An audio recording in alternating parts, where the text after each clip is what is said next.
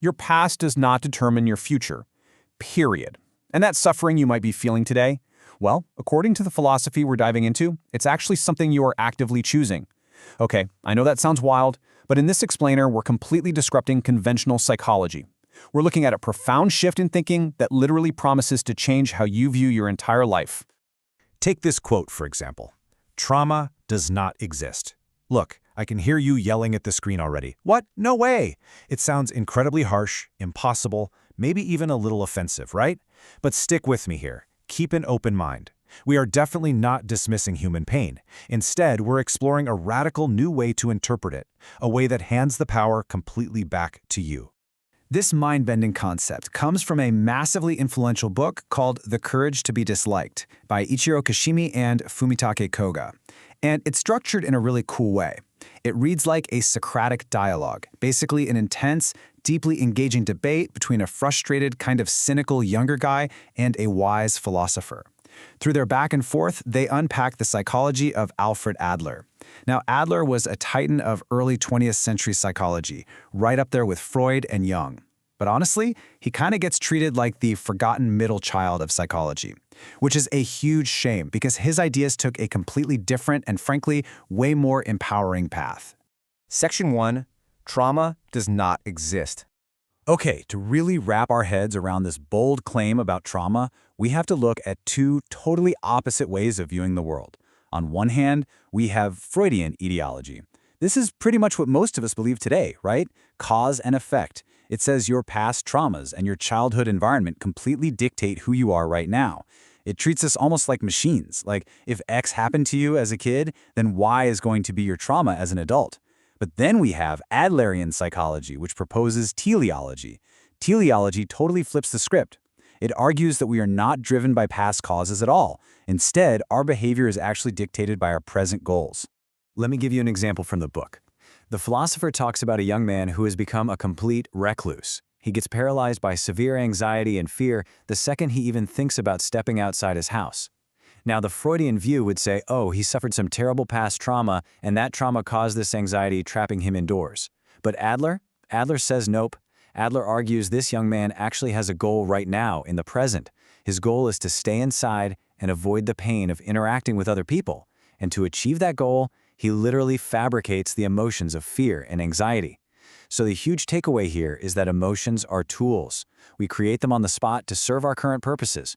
We aren't controlled by the past. We are just using our emotions right now to justify the lifestyle we've already decided on. Section 2. All problems are interpersonal. So, if we aren't just victims of our past trauma, what is actually causing all our stress and distress? Well, Adler dropped this massive claim. Literally, all problems are interpersonal relationship problems. And honestly, think about it. We all have this exhausting, never-ending desire for recognition from other people. And because we are so terrified of being rejected or criticized or hurt by others, we proactively invent reasons to avoid them.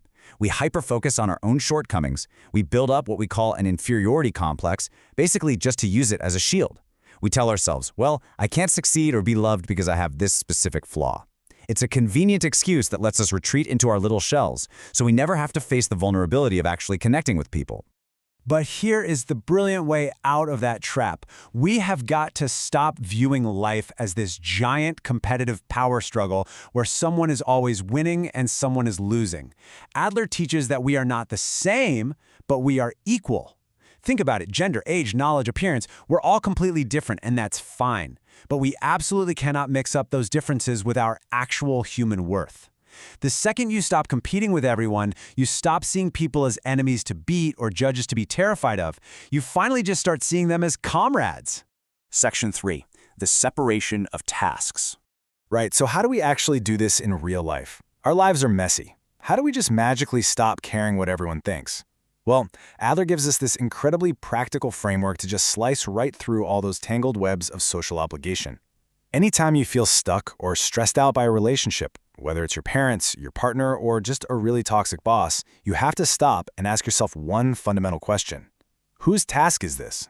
Let's break this process down. Step 1, identify the task at hand. Step 2, figure out who ultimately bears the result of that choice. Step 3, once you realize it's someone else's task, discard it. Just throw it out. And step 4, Absolutely do not let anyone else intervene in your tasks. Let's say you have a boss who just yells all the time, totally irrational. Well, your task is just to do your job, and do it well and honestly. How your boss reacts, whether they praise you or completely fly off the handle, that is 100% their task. You cannot control their emotions, so you have to stop exhausting yourself trying to manage them. You do your thing, and you leave their stuff completely up to them. The book actually uses this awesome historical metaphor for this, Alexander the Great cutting the Gordian knot. So, legend goes, there was this knot that was impossibly tangled, and supposedly, whoever could unravel it would rule all of Asia. Everyone's sitting there hopelessly trying to untangle it by hand, but Alexander? He just pulls out his sword and completely slices it in half. That is the separation of tasks. It requires a brutal, clean cut. You can't just gently, politely untangle all these messy, codependent relationships you have with people. You literally have to sever those threads. I know, it sounds a bit cold, but Adler argues this clean break is actually the absolute starting point of genuinely healthy relationships. Section 4. The courage to be disliked. But let's be real here. What actually happens when you cut that knot? When you finally stop bending over backwards to meet everyone else's expectations, you're gonna face some friction. People might get mad. So you really have to ask yourself, what is true freedom anyway? Is it just being rich? Is it living completely off the grid alone on some island? Here is the massive philosophical punchline of the whole book. Freedom is being disliked by other people. I know that sounds like a total paradox, but think it through.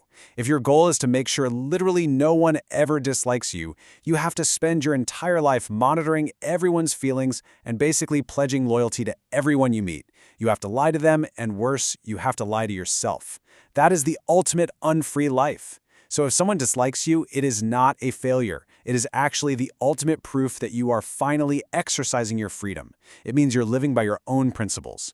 You can't control their task of disliking you. You can only control your task, which is living your life authentically. Section 5. Living in the present. Okay, let's zoom out from the micro level of our daily relationships to the big picture, how we view our entire lifespan. Most of us picture our lives as a straight line. We tell ourselves this life lie. It's this continuous story where our past just automatically writes our future. We say things like, well, because I grew up in this town or with these parents, I am this way today, and so my destiny is pretty much set. But Adler, he says that is literally just a convenient excuse we use to avoid the sheer courage it takes to actually change. Adlerian psychology just completely shatters that whole timeline concept. Your life is not a straight line. It's actually just a series of disconnected dots, just isolated moments happening one after another. The past? It doesn't exist. It has absolutely zero power to determine your present unless you decide to give it that power. And the future? It's a blank page. There are no pre-laid tracks you're forced to ride on. You have to throw away that rigid story you've written about yourself and fearlessly shine a massive, intense spotlight on exactly one place, the here and now. And when you actually live earnestly in the here and now, you can find real harmony through three main pillars. First is self-acceptance. You stop obsessing over the cards you were dealt at birth, you accept the equipment you have right now, and you just choose to make the absolute best of it. Second is confidence in others. You trust people unconditionally. Why? Because if they betray you, well, doubting and betraying is their task, not yours. And third, contribution to the common good. You find your ultimate worth and happiness not by constantly fishing for praise, but by simply knowing deep down that you are of use to your community. The philosopher in the book actually references the famous serenity prayer, which goes, God grant me the serenity to accept the things I cannot change, courage to change the things I can, and wisdom to know the difference. You can't change your past, and you absolutely cannot control who decides to dislike you, but you can change your goals right now. You can take out that sword and cut the Gordian knot of your relationships today. Thanks for joining me on this explainer. I really want to challenge you. Try applying this separation of tasks to just one relationship today. Because if freedom truly is the courage to be disliked, the question is, are you brave enough to finally set yourself free?